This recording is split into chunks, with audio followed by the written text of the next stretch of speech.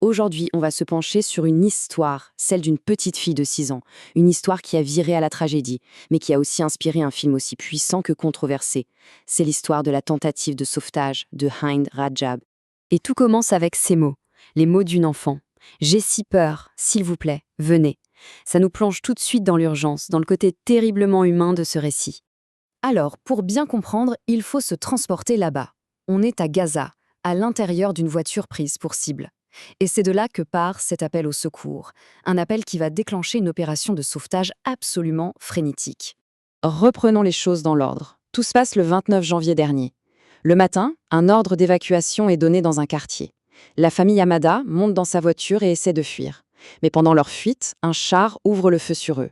C'est à ce moment-là que Layan, qui a 15 ans, réussit à appeler les secours. Voilà ce que Layan dit à l'opérateur du Croissant Rouge palestinien. Il nous tire dessus. Le char est à côté de moi. On imagine la terreur. Le danger n'est pas lointain. Il est là, juste à côté de la voiture. Et puis, c'est l'horreur. Le son des 62 tirs en à peine 6 secondes. On entend Layan trier, et puis plus rien. La ligne coupe. Elle vient d'être tuée. Quand les secouristes parviennent à rappeler, c'est une autre voix qu'ils entendent, celle de la petite Hind, désormais seule survivante. Et là, l'histoire bascule. On se tourne devant les secouristes. Pour eux, c'est le début d'une course désespérée contre la montre. Mais pas seulement, c'est aussi une course contre la bureaucratie. Imaginez un peu la scène. Une ambulance est prête à partir. Elle n'est qu'à 8 minutes de la voiture de Hind. Mais pendant 3 heures, 3 longues heures, elle ne bouge pas. Elle est bloquée, en attente d'une autorisation pour passer. Et pourquoi cette attente ? Eh bien, regardez cette chaîne de communication. Les secours palestiniens doivent passer par des intermédiaires, qui eux-mêmes doivent contacter le Kogat, l'unité israélienne qui donne le feu vert. La source de notre analyse qualifie ce processus de colline sisyphienne de l'occupation israélienne. Bon, après ces 3 heures qui ont dû paraître une éternité, l'autorisation est finalement accordée. Une ambulance est envoyée, avec à son bord les secouristes Youssef Zeino et Ahmed Al-Madoun. Ils ont une carte, un itinéraire très précis à suivre. Et là, on entend les derniers mots échangés à la radio. L'opérateur demande « Voyez-vous la voiture ?» Le secouriste répond « Je ne vois rien. Oh, la voilà !» L'espoir est là, à portée de main. Et puis, d'un coup, des tirs, des explosions. Et à la radio, plus rien. Le silence total. Le contact avec l'équipage est perdu. C'est le tournant dramatique de cette opération.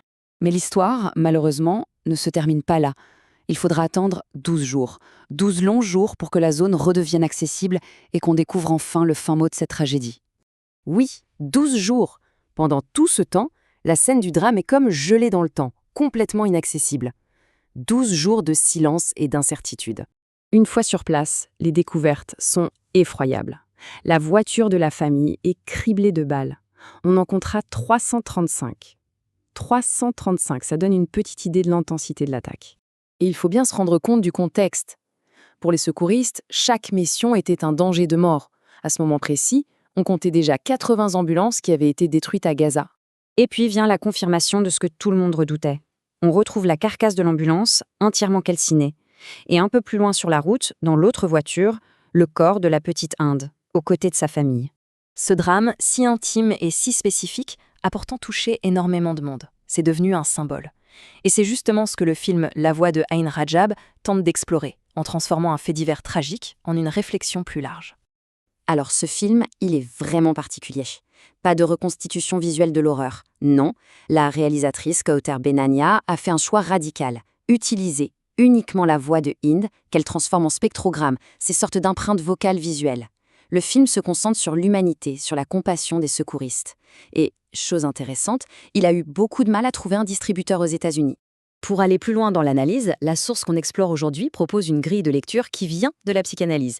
C'est le concept de Thanatos. En gros, chez Freud, c'est ce qu'on appelle l'instinct de mort, cette pulsion vers la destruction et l'agression.